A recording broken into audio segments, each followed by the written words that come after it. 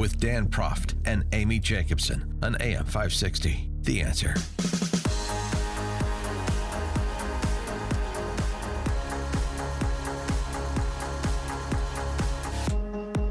Good morning, Chicago. I'm John Anthony, host of Black and White Radio, heard every Saturday from 4 to 7 p.m. right here on these airways. In with my good buddy, my pal, my brother from another mister, former ABC7 reporter Charles Thomas. That's me. That's you, brother. That's me. Yes, sir. And I'm so happy that you joined me for these last 2 hours. And we got 2 more to go, Charles, and then we'll be done, brother.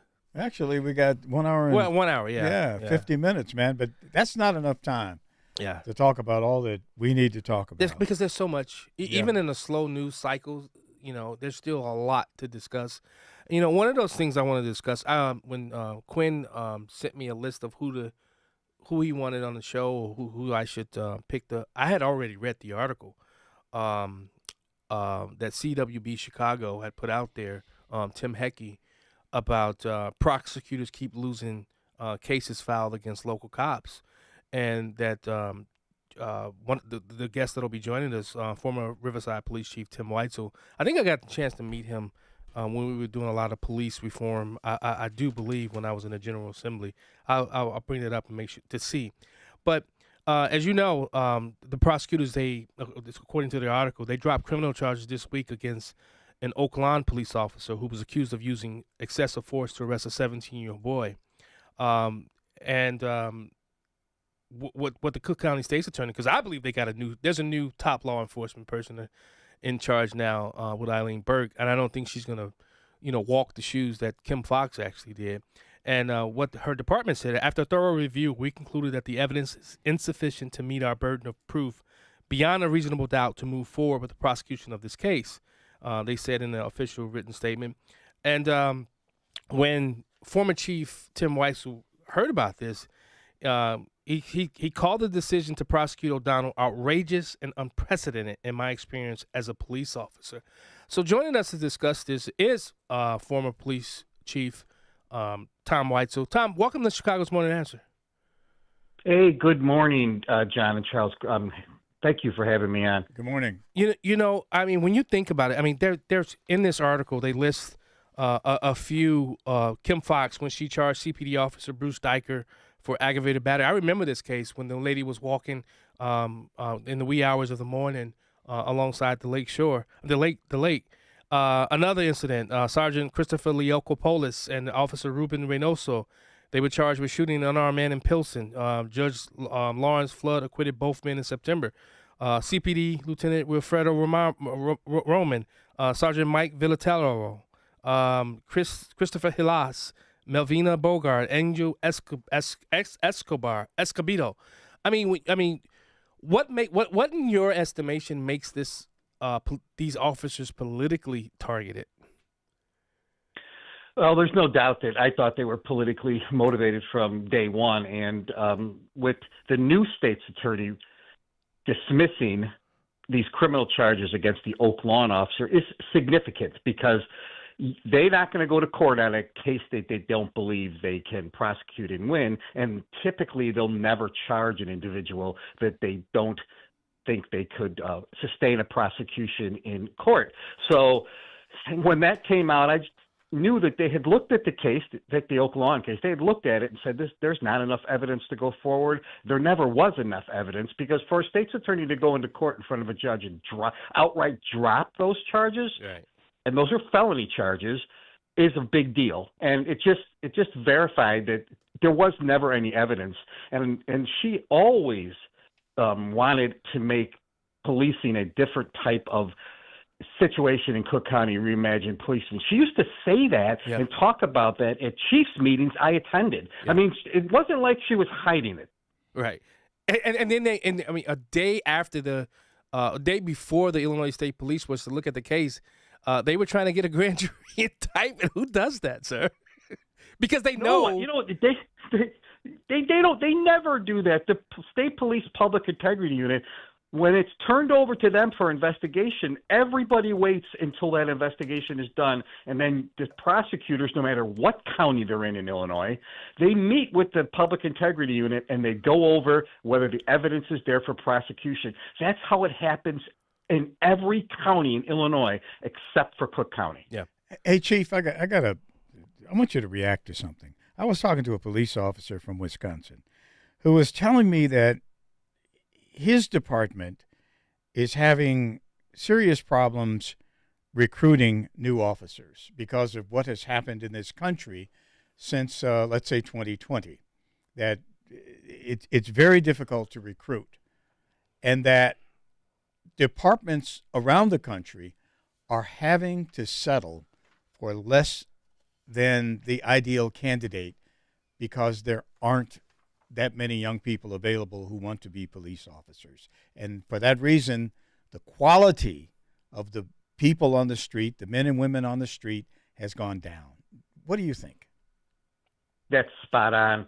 It's really started, Charles. It started after the George Floyd murder in Minneapolis, Minnesota. The profession took a huge hit, and there weren't police executives defending the profession and standing up. And every single police executive I knew, I was still police chief during that time, denounced that situation. There was no this imagine that people said that somehow police were supporting it. That's ridiculous. That never happened. The incident there where the George Floyd died, which was a murder, that's the way it was charged, was accurate. Somehow it became that's how police officers are trained. It's how they're put out. It's how the policies. And it has been brutal to recruit and retain officers. I've never seen it this bad. In fact, there's officers that were leaving the profession with 9, 10, 11 years on the job because they just couldn't take it anymore. And not only recruiting, but just getting up and leaving a profession that nobody did in the past, because policing is a calling, in my opinion, and officers just left. But we had never seen that in our profession. But if you have a lower quality cop out there, what about prosecutors who don't bring charges? I mean, are we going to have more incidents of police abuse because we have less than qualified or the best qualified people on the street? No, I don't believe so. That's all about policy, leadership, and training. And there is this push in America now to lower entry standards for law enforcement, which I'm totally against. So there is this push that we can't get enough recruits, right? So what do? We bring down college requirements. We bring down military requirements or incentives for ex-military to apply for law enforcement.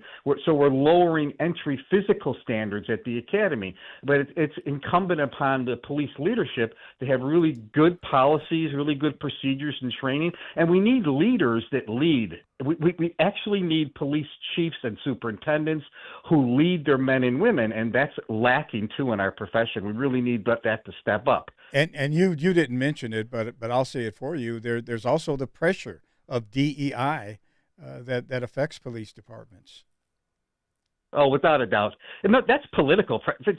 There's a huge political pressure, and you know how they're putting that pressure on these days is this defund the police that happened. There's a new defund the police, and it's called legislation. I mean, what's happening is Springfield and is passing anti-police legislations that's not allowing officers to do their job. No foot pursuits, no police pursuits, no use of gang databases. I mean, I can go on and on. They're taking tools away from law enforcement to prevent you from actually doing your job. Yeah.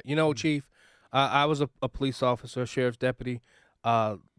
With the way the state of policing today, I don't know if that would be a profession I would choose today, because I mean your pension, your whole way of life can end with one call that's a split second decision, and I think that's what lends to a lot of people the shortage of finding good quality people who believe in the honorable profession of being in law enforcement. What say you? Right. For sure. And you know what happens? That officer, that case becomes front page news. It's the next YouTube video. No police officer wants to be that. No. Your career is ruined. And even if their prosecution is dropped, many times departments will bring officers up on internal charges for violations of policies and Yeah. procedures, and they will go after to terminate them, which they shouldn't be doing because they were exonerated to begin with. I never did understand that. So, yeah, who wants a job like that where you're not receiving public support, you're not receiving internal support, and even your police chief or your police leadership is throwing you under the bus? And that's become the biggest problem. Especially, you don't see that much from sheriffs because they're duly elected, but you see a lot of that in the cities. I've always told people I've been a city cop and I've been a deputy sheriff. I would prefer to be a deputy any day of the week because the political pressures are not there on that. Are not there on that sheriff that someone like a city police chief who has to report to the alderman and also reports to the mayor. That sheriff gets to make a lot of decisions that a city police chief just simply cannot make, and that's become the biggest problem with a lot of these chiefs. But it happened in George Floyd, with the George Floyd case. It's happened in Dallas, Texas. It's everywhere you go. This becomes the problem, right? Absolutely, and the difference is every police chief in America is appointed. Yeah, sheriffs are elected, so the sheriffs, the only thing that usually the sheriffs have to answer for is, at least to the political leadership, is budgeting. Right. Okay, so that's where outside of that, they're not, they're not appointed. So a police chief or a superintendent, if you fall out of favor for some reason, you're gone. Everybody, you know that you're gone. Yeah. Now you wrote a letter to President-elect Donald Trump. You're talking about the last 13 years you've been pursuing federal legislation to make it a felony to kill a police officer in the line of duty. You've been ignored by the likes of Senator Durbin, current occupant of the White House, Joe Biden. Talk to us. What would this bill? Because I'm all for it. When I was in the General Assembly, myself and John Cabello, we wanted to reintroduce the death penalty to people that killed police officers, firemen, and kids as well. We wanted to bring that death penalty back for that, but we were, let's just say, the legislation went nowhere. You want to create these go teams, and talk to us a little bit about what you would love for the president to do, and now that there's a Republican Congress, hopefully it can happen. Yeah, so it's not a Republican-Democrat issue for me. I agree. Like you said, I've reached out to both parties and so far, receiving zero in reply. And that's at the state level and the federal level. But I want to see the murder of a police officer in the line of duty a federal crime throughout the United States, where it's investigated by a federal GO team and prosecuted by the federal government, and they bring all the resources into that investigation the federal government has for evidence collection and processing, et cetera. They already do this. The FAA has a thing called the GO team, and I wanted to model it after that. Any plane crash, helicopter crash, train crash, the federal government comes in with this team that has skilled people in every aspect of the investigation. They take over and they do it, and they do the entire investigation. I believe that should happen with police officers killed in the line of duty, because not everywhere in America does the same type of investigation and prosecution take place. Big metropolitan areas can have really good skilled investigators and prosecutors, but there's police officers killed in very small rural communities too. And believe me, they've never had a line of duty death, and they have no idea what to do. Yep. So, I mean, I'd like to see it uniform throughout the United States, and think about how that would give families, the victims' families, some relief that the investigation is ethical, it's on point, you have right people doing it, and the prosecution is at the federal level. I think that would bring a lot of relief to victims. I mean, it isn't, you guys know, it is not investigated the same throughout the United States. That does not happen. Chief Charles, again, got one more question. I want you to just give me a general idea from a policeman's perspective. What do you think's going to happen when ICE gets out on the street looking for illegals, and they've got it seems to me that there's going to be another police force on the street, particularly in a city like Chicago, another police force with a SWAT team, with cyber experts, with detention centers. What is this going to be? Another level of police activity in Chicago? when ICE Well, ramps up? yeah, it is going to be a different. You're going to see different version because the first thing that local police have to do is decide whether they're going to assist, because Illinois is still going to tell its police officers, we're a sanctuary state, don't help ICE. That and then the federal government is going to say we want local help. So that's the first hurdle that's going to have to happen or overcome. But there are going to be. I mean, President-elect Trump and his Homeland Security staff has made it clear they're coming to arrest illegals. Now they're only going after, they've publicly stated, felons and serious violent offenders, but they will be out on the street. They will be, quote unquote, hunting those individuals down. So you'll be able to see that taking place. But a lot of times they're going to be looking for the same people, right? That's correct. And you're going to say, I've never seen this. Maybe we use the word aggressive approach. And they're right. You probably have never seen this before. But are they going to be teaming up with CPD or state police or local law enforcement? As we talked about earlier, those chiefs are going to have to make a decision because their local politicians and mayors and city managers and village presidents are going to tell them no. Yeah. Now, as you understand, say yes. As you understand it, are the ICE people going to have the same protocols as local police in terms of you have the right to remain silent, and if you don't have an attorney, all that business, Miranda rights and all that? Because they're not citizens. Yeah, absolutely. They will. Right. They will give them to avoid any problems. They will, when you are detained, they will bring them to the detain centers, and they will be given their rights, and they will be housed at ICE facilities for sure, and they will have hearings before they're deported. I don't think they're just they don't just put them in a plane and send them back somewhere. So there are going to be some protocols, but the difference is going to be that they're actively going to go out and search for individuals. That's what's going to happen. That's going to be the big difference. Chief, I actually had this conversation with current police chief Gary McCarthy, former superintendent for Chicago, and what I wanted to know from him, would he, if ICE came out and because the governor said that he doesn't want anybody cooperating with him, would he do if his mayor told him to stand down, would he stand down? And he said yes. I mean, you were police chief for 13 years out of your 30 years on the force, and also survived the gunshot blast. I'm definitely remember who you are now. We've had conversations.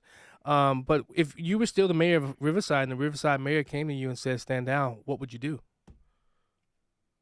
I would go for, I would, if they had detainers and they're going after people with detainers and felony convictions and serious felons, I would assist. But you know what would happen? That wouldn't happen for too long, because if my form of government there, my village president or anywhere, they're going to threaten you with your job. Make no doubt about it. Yeah. They're going to tell you you're not going to participate in help ICE or you'll be removed as police chief, which they have the right to, like we talked about earlier. They're not a sheriff. They have the right to remove you. Yeah. So you're going to have to really either have a local government that supports that, or, realistically, they're probably going to replace you. Yeah. Sounds like you need to go meet Tom Homan and have this conversation with him as well. I'm actually we have to do what's right. We need more police leaders to do what's right, and they have to start to lead. Yeah, I agree. Chief Weitzel, I'm actually going to send this letter to a couple of the people that I'm connected with in the Trump world, because I think this is very important to the victims, to the men and women whose wives and husbands and kids would benefit for something like this. So police departments would benefit for something like this, because as you said, there's nothing that's done throughout the nation. There's, especially in those really small podunk towns, when this happens, they're clueless as what the next step should be. So I think it's admirable, and I'm going to push this to some people that I know. And I know we'll never get it in an Illinois General Assembly because it's just too far left. And they're not too fond of police officers in this current makeup of the Illinois General Assembly. But I'm going to pass it through some people anyway. So, yeah, I truly appreciate that, and I do remember meeting John when I was lobbying for the Illinois police chiefs on their legislative committee. I did lobby. I did lobby you about a few pro law enforcement issues over the years. Yeah, and we defeated that. We defeated the. Was the Safety Act back then in 2015 And then they just came back with a vengeance and got everything everything they wanted. I know I don't know if you were part of the no quotas bill, but I caught a little flack from a couple of police chiefs on the quota bill. Yeah, so I sat in on negotiations when President Obama was a state legislator on the racial profiling statistical data that police had to collect. You recall the traffic stop data? Yeah. And he sat across the table when he was just a state legislator and told us that we'd only do it as a trial and have a sunset. Yeah. Well, that never happened. Yeah, I got in trouble. We got to go, but I got in trouble with former Representative Monique Davis because her and I had an argument about that on the House floor, and I got slapped on the hand by my leadership because I kind of went after her. But former Chief Thomas Weitzel, thanks so much for joining us on Hey, Chicago's thanks a lot, Morning Chief. Answer. You were great. Hey, thank you. Thank you so much. Have a great morning. And he joined us on our turnkey.pro answer line. It's what Chicago is talking about. It's Chicago's Morning Answer with Dan and Amy on AM 560. The Answer. Balance of Nature supplements, changing the world one life at a time. I am a senior citizen, and actually I've seen the commercials, and I started taking